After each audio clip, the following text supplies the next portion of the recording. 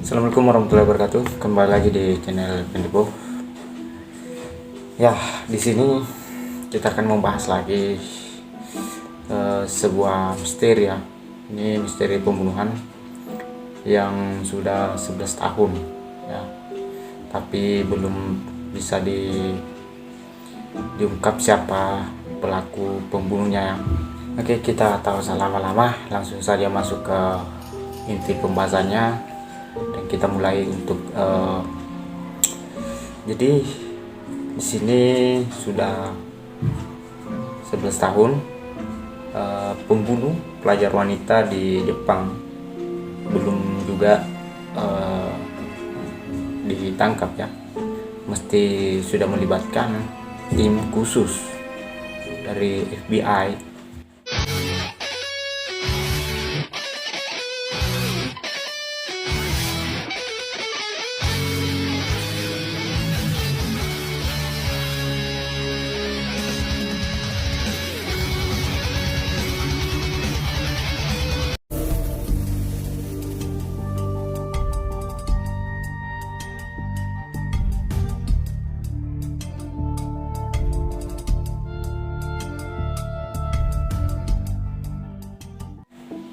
Pencarian pelaku pembunuhan Kazuki Miho atau Miho Kazuki yang usianya pada saat itu sekitar 15 tahun ya, dan itu sudah 11 tahun yang lalu.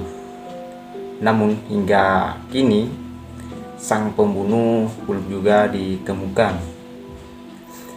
Nah, baru-baru ini bahkan dibantu mantan penyidik dan ahli khusus FBI yang telah menyelesaikan banyak kasus sulit, memeriksa kembali kasus misteri di Jepang tersebut yang belum terpecahkan dari berbagai sudut dan mendekati kebenaran ya.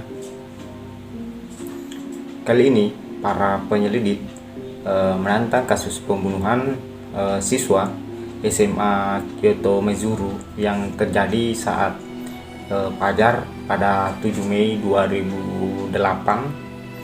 Jadi insiden itu adalah kejahatan aneh di mana Miho Kusugi yang berusia 15 tahun pada waktu itu dibunuh dan dimakamkan di hutan di sepanjang sungai di Maizuru ya, di Kyoto pada tengah malam. Jadi ini kasusnya malam ya. Penyebab kematiannya adalah kehilangan darah karena kepalanya dipukul ya, dipukul dengan sesuatu seperti linggis setelah penyelidikan saksama oleh polisi. Prefektur Kyoto, seorang pria yang dianggap penjahat ditangkap. Tidak ada bukti pasti yang mengarah ke penjahat itu, dan itu belum terselesaikan selama 11 tahun ya. Kemudian Thomas Ners, mantan agen khusus FBI, datang ke Jepang untuk membantu menyelesaikan kasus ini dengan kerjasama antara mantan direktur divisi investigasi Departemen Kepolisian Metropolitan 1 Yasunori Otsuki. Kasus tersebut diperiksa ulang di lokasi penemuan mayat.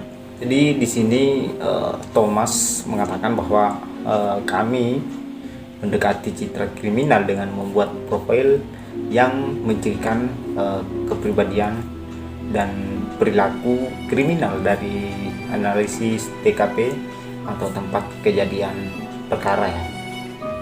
Kunci dari insiden ini adalah mengklarifikasi pertanyaan, apakah situs pembunuhan itu sama dengan situs penemuan mayat.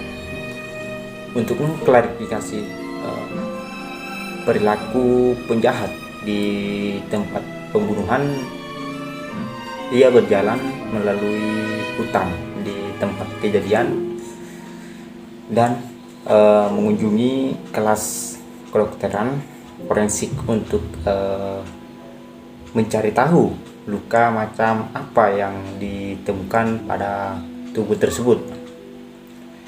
Kemudian dokter yang bekerja sama dalam penyelidikan saat kejadian mengatakan penyebab kematian yang berbeda dan hasil anatomi peradilan pada waktu itu. Jadi itu sangat bertolak ya, beda kasusnya. Itu menurut dokternya ya. Kemudian kita lanjut ya. Miho dicekik oleh pembunuh usia 30 tahun guys, yang punya kekuatan lengan mencekik dengan kuat. Jadi Miho dicekik bukan pakai telapak tangan ya, jadi bukan dicekik seperti ini ya, tapi dicekik seperti ini dari si pembunuh, dan juga dipukul pakai semacam linggis lah ya kan, sehingga kepalanya berdarah, dan itulah yang menyebabkan si Miho ini meninggal karena kehilangan banyak darah ya. Kemudian selain itu ya, jadi di sini ternyata ibu korban menulis 12 volume catatan yang berisi catatan dan informasi lain tentang kejadian tersebut ya. Catatan itu mencatat keberadaan orang kedua berbeda dari orang yang ditangkap sebelumnya, dan kemudian dibebaskan ya. Kejadian ini diulang kembali beberapa kali oleh TV Jepang untuk semakin meluaskan informasi ke masyarakat, serta menerima telepon pengaduan langsung dari masyarakat lewat telepon TV ya. Jadi gini, Miho saat itu berjalan sendiri ya di kegelapan di tepi jalan ya, tapi pada saat itu memang ada 2 kamera CCTV yang sempat merekam keberadaan Miho. Nah, setelah itu tak lama kemudian lewatlah pembunuh yang mengendarai sepeda, dan dalam waktu cuma 10 menit pembunuh tersebut bertemu dengan si Miho ini, dan terjadilah ya namanya pembunuhan ya.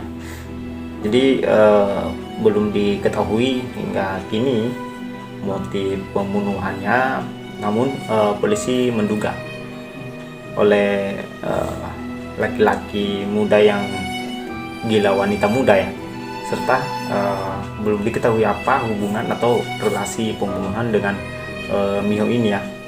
Yang pasti setelah mantan FBI diturunkan, pembunuh belum dapat ditemukan identitasnya hingga kini ya, karena lokasi pembunuhan sangat gelap pada saat itu dan banyak pohon ya.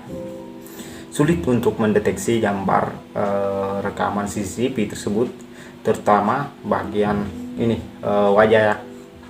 Ya, mungkin itulah kasus si Miho ini yang belum bisa diungkap sampai sekarang ya.